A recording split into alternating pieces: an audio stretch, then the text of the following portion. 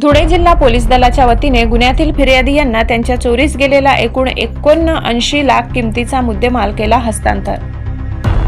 माननीय श्री दत्तात्रय कराडे, विशेष पोलीस महानिरीक्षक नाशिक परिक्षेत्र नाशिक यांनी नाशिक परिक्षेत्रातील सर्व पोलीस घटकांना प्रत्येक ठाण्यातील किमती व इतर मुद्देमालाचे मूळ मालक आणि फिर्यादी यांना त्यांच्या चोरीस गेलेला मुद्देमाल गुन्हा उघडकीस आणल्यानंतर सर्व कायदेशीर प्रक्रिया पूर्ण करून मुद्देमालाचे मूळ मालक आणि फिर्यादी यांना हस्तांतर करण्यासाठी मुद्देमाल हस्तांतरण कार्यक्रमाचे आयोजन करण्याकरिता पोलीस अधीक्षक यांना निर्देश दिले होते।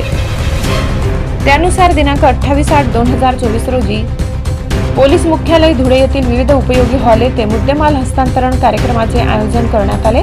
पोलीस अधीक्षक श्री श्रीकांत धिवरे व अपर पोलीस अधीक्षक श्री किशोर काडे यांच्या हस्ते मुद्देमालाचे मूळ मालक आणि फिर्यादी यांना हस्तांतरित करण्यात आला।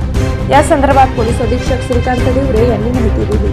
जेवढ्या पोलिसांनी गुन्हे दाखल करून संपूर्ण माल पुरवठा माणसाचं रिकव्हरी करून आज आपण फिर्यादींना आपण ते फंक्शन करून मुद्दामून देत आहोत। त्यामध्ये एकूण जो मुद्देमाल आहे साधारणतः 80 लाखाच्या आसपास तो मुद्देमाल आहे। त्याच्यामध्ये अंतिम मुद्देमाल जो आहे म्हणजे सोनं, बांगड्या वगैरे हा साधारणतः 34 आहे।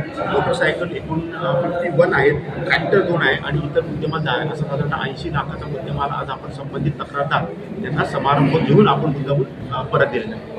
सर, समाजाला काय तुम्ही आवाहन करणार? अनेक वेळेस पोलिसांपर्यंत गुन्हा दाखल करायला लोक घाबरतात, पोलीस स्टेशनला घाबरतात, पण या निमित्ताने काय सांगाल जनतेला? या निमित्तानं मी हेच सांगू इच्छितो की समाजाच्या सहभागाशिवाय पोलिसांकडनं कुठली कारवाई म्हणजे फलदायी होणार नाही। त्याच्यामुळे सहभाग समाजाचा अत्यंत असणं गरजेचं आहे। संबंधित ठिकाणी CCTV असणं गरजेचं आहे। तक्रारदाराने निर्भयपणे पोलीस स्टेशनपर्यंत येऊन आम्हाला कळवणं गरजेचं आहे। त्याचप्रमाणे समाजामध्ये ज्या अपक्रिया चालू असतात त्याच्या देखील माहिती समाजाने पोलिसांपर्यंत पोहोचवणं गरजेचं आहे, जेणेकरून त्यांच्याकडनं आपण कारवाई करू शकतो त्यांच्याकडे।